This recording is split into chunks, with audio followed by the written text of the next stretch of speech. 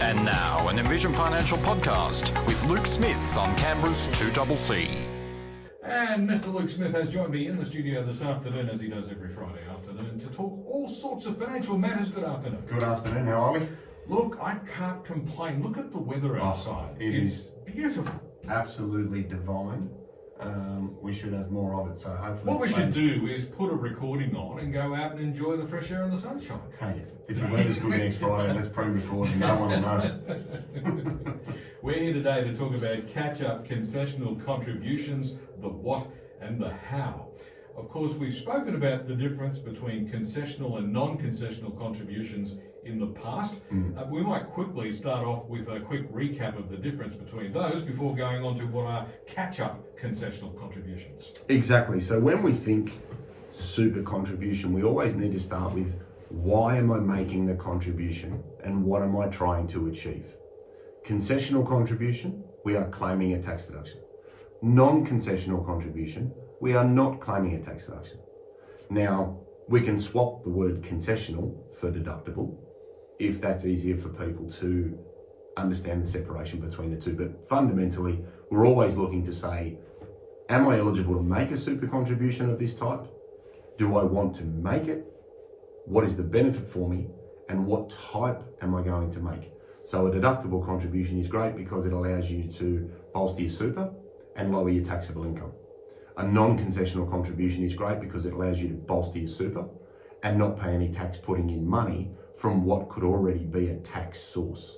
And that could be that you've sold a house, you've downsized your home, you've inherited some money, you've got residual capital from an investment in your own name that is already taxed, and you just want to add to super, generally leading into retirement so that you can have as much as possible up to the legislated limits in a completely tax-free structure when you start an income stream.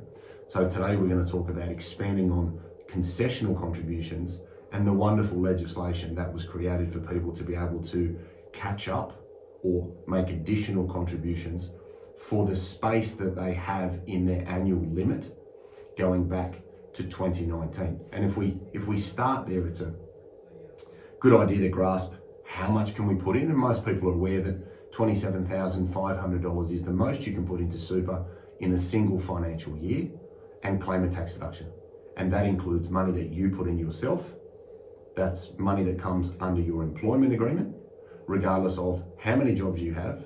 It's not $27,500 per job, it's $27,500 per person from all sources where you're claiming a deduction.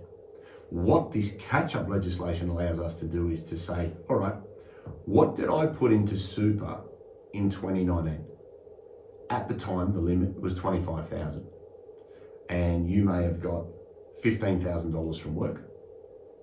That means you have $10,000 of cap space. Now, the catch-up legislation allows you to go back to 2019 because that's when the law was passed, and add up from that point everything that you have not used relevant to the annual limit for that year. So in 19 and 20, the limit was 25,000. From 21 onwards, it indexed to 27,500. So in that little example I've got here, you could say in 2019, I had $10,000 of employer contributions. That gives me $15,000 of space. Same again in 2020. And if I put $10,000 in 2021, I would have $17,500 of space, and that would apply for the 21, 22, and now 23 financial years. So you could actually go back and say in 2019, 2020, 21 and 22, I have 65,000 of available space that I could add to superannuation this year, in addition to the annual 27,500 limit. Okay, so it doesn't reduce or impact this year's threshold.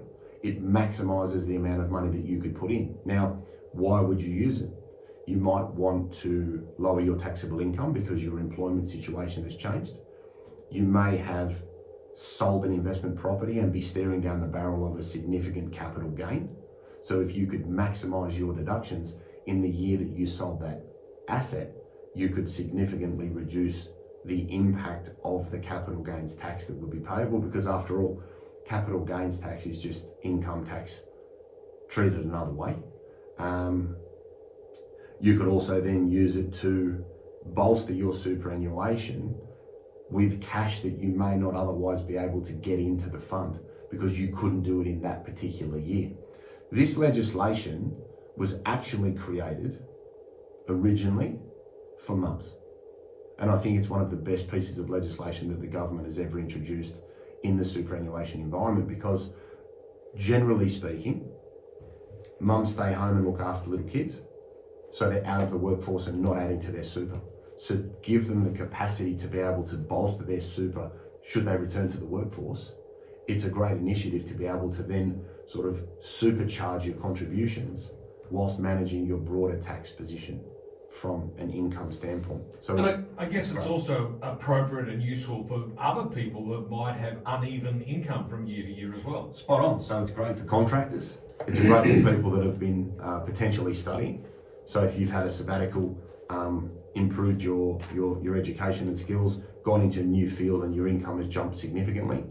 Great for self-employed people that have become employees. Okay, because generally speaking, you're trying to reinvest in your business and you may or may not have the cash flow to bolster your super. And I had a case this week where a client of mine is going to shut down his business because he was offered a ridiculous amount of money to be a salaried employee. Now, he would have the capacity to look back and say, okay, do I want to use this and why would I?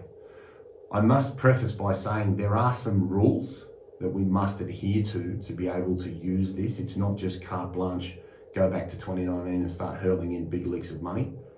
The two rules that apply is you can only look back for a maximum of 5 years. All right, that's the first rule. The second rule is that your total super balance must be less than $500,000 in the 30 June prior to the current financial year that you make the contribution. So let's just break that down, because I find a lot of people miss this one. They come into my office today and they go, I've got $520,000 and I can't do it. But what was the balance of your super at 30 June? And if we're having this conversation in May next year, does that work in your favour? So don't look at the balance the day you're making it. Remember to look at the balance at 30 June in the year prior to you making it. You may be able to take advantage of that. Another strategy leading into 30 June is to say, well, do I have the ability to start a pension, get my balance under $500,000 before 30 June, and then make a significant catch-up contribution in July, in the next month? Now, surely that's being tricky, isn't it, Luke? Well, it's just about being smart. Nobody wants to pay any more tax than they need to. We can all pay some. We need nice grass at Parliament House. But outside of that, nobody needs to pay any more than they really, really want to, especially when your situation is changing. And again, it's useful. This legislation is useful in many, many instances, not just to lower your taxable income because of your salary, but also, again, for people coming back into the workforce, contracting to employees, changing careers, having some time out because of study. It's a great way to bolster it. Or great for the farmers. Generally don't have a lot of taxable income, sell some assets, have some really lumpy income like they do in that industry, and then say, well, I haven't made a super contribution since 2019. I can throw in over 100 grand where people are self-employed. I used this before June last year and there was a massive saving achieved. I just want people to know that it's there, because I find a lot of people come in the office, they know about the 27,500, they don't know about the look-back rules or the catch-up concessional legislation. So it's fantastic. So does it make any difference when you're putting extra money into your superannuation? Does it make any difference where you get that money, where the money comes from? No, look, it doesn't matter where it comes from. The important thing is that you've checked your limit. Now, two ways to check what's available.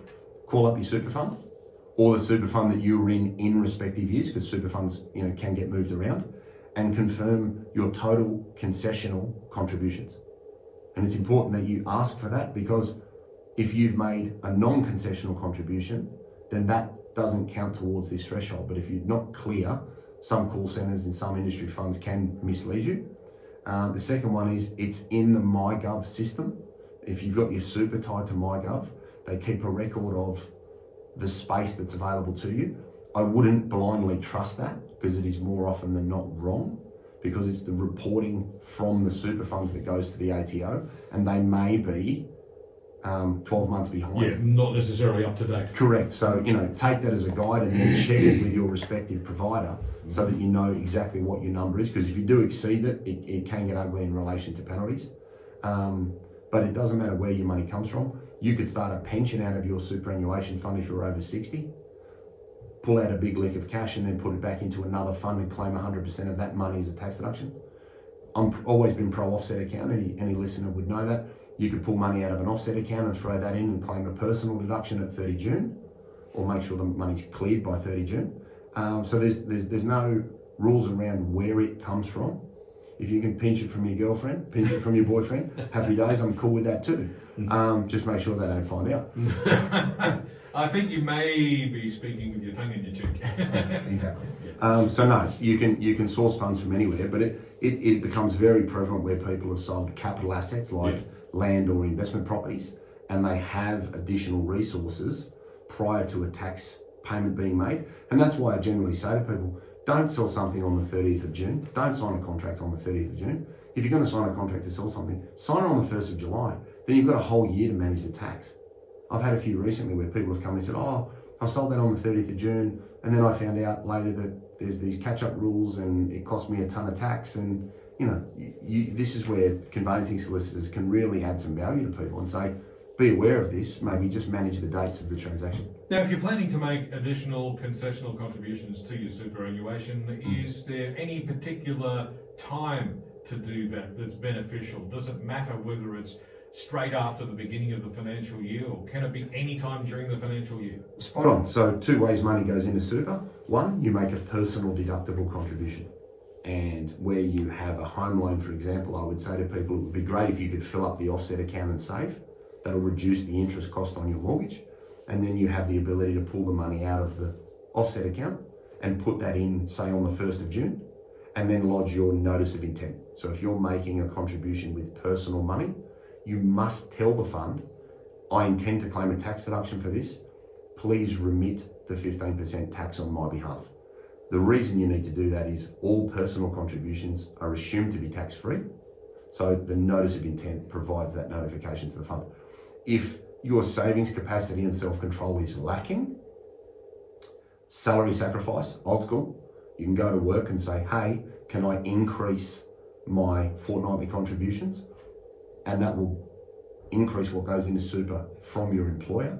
So start of a financial year, good, because it's easier to manage. Or a combination of the two. You can salary sacrifice some, you can throw some personal money in at the end of the year, as long as you do not exceed that 27,500 threshold or your total space, and you submit the correct paperwork to your fund, you can amass your superannuation in the way that suits your cash flow best. Luke Smith from Envision Financial is with me in the studio today. We're talking about catch-up concessional contributions, the what and the how. It's about 12 minutes to 5. We'll be back with more in just a moment.